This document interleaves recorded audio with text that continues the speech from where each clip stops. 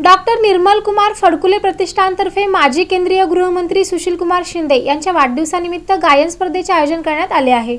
Doctor Nirmal Kumar Phadkule प्रतिष्ठानतर्फे माजी केंद्रीय गृहमंत्री सुशील कुमार शिंदे यांच्या वाढदिवसानिमित्त सुगम गायन स्पर्धेचे आयोजन करण्यात आले आहे, अशी माहिती प्रतिष्ठानचे सचिव बिपिन पटेल व प्रशांत देशपांडे यांनी पत्रकार परिषदेत दिली। सोलापूर जिल्ह्यातील नवोदित गायक गायिकांसाठी ही स्पर्धा आयोजित करण्यात आली आहे। हिंदी मराठी भाषेतील भावगीत, भक्तिगीत, गझल, अभंग यावर आधारित ही स्पर्धा राहणार आहे। ही स्पर्धा डॉक्टर निर्मल कुमार फडकुले सभागृहात गुरुवार दिनांक 4 सप्टेंबर रोजी दुपारी 3 वाजता आयोजित केलेली आहे। स्पर्धेत सहभागी होणाऱ्या कलावंतांनी प्रवेशिका डॉक्टर निर्मल कुमार फडकुले सभागृह सोलापूर कार्यालयात आणून द्यावेत। वाढदिवसानिमित्त ग्रंथ प्रदर्शन फडकुले सभागृह येथे 4 ते 7 सप्टेंबर पर्यंत आयोजित करण्यात आले आहे। भारताचे माजी गृहमंत्री माननीय सुशील कुमार शिंदे यांच्या 85व्या वाढदिवसानिमित्त निर्मल कुमार फडकुले प्रतिष्ठानतर्फे या स्पर्धेचं आयोजन करण्यात आलेलं आहे। सुगम संगीताला जी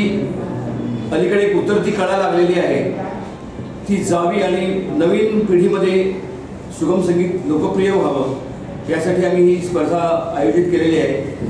मुख्य म्हणजे कराओके हा जो एक प्रकार जो हल्ली खूप वापरला जातो तो वाईट आहे असं नाही आहे, पण तुम्हाला लाईव्ह वाद्याबरोबर गाता आलं पाहिजे।